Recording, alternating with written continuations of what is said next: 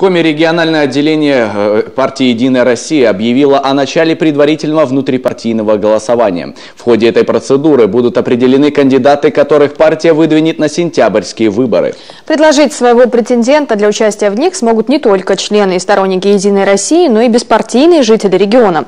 Прием заявлений оргкомитет уже начал. Что нужно для того, чтобы войти в предвыборный список, знает Евгений Ракин.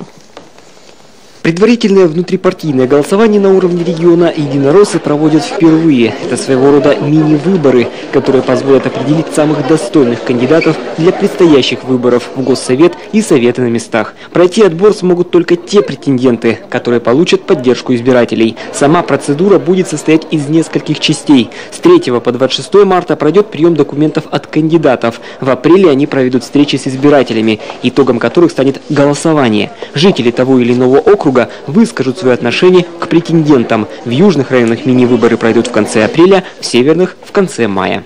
Прямые выборы по отбору кандидатов. То есть это не выборы в депутаты, это выборы по отбору кандидатов. Такого еще раньше не было. Это реально ноу-хау, которое мы сегодня фактически реализуем у себя.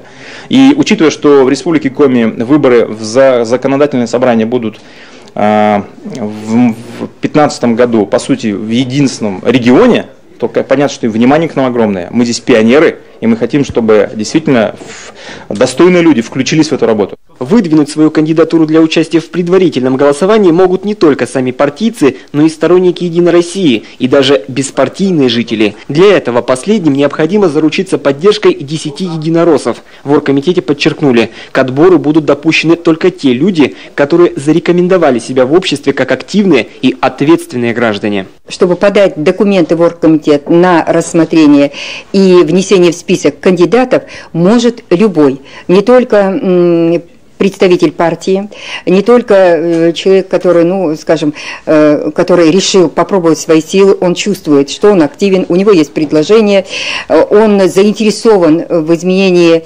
каких-либо направлений жизни и знает, как это сделать. Кандидатами могут стать и выдвиженцы от общественных объединений, с которыми «Единая Россия» подписала соглашение о сотрудничестве. Сегодня таких 47. Причем список открытый и в ближайшее время может пополниться. Таким образом, формируя новую политическую команду, единороссы Коми делают ставку прежде всего на тех, кто и хочет, и может изменить жизнь к лучшему.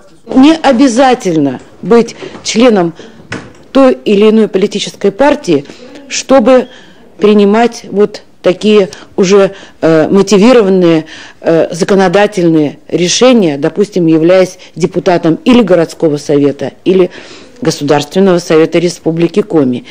И я горжусь тем, что именно наша партия, партия «Единая Россия», предоставляет такую возможность всем гражданам Республики Коми. В июне все те, кто пройдет сито партийного отбора по решению регионального отделения и с одобрения Генерального совета, будут включены в избирательные списки партии и приступят непосредственно к предвыборной гонке. Евгений Ракин, Олег Юшков, телеканал Юрган.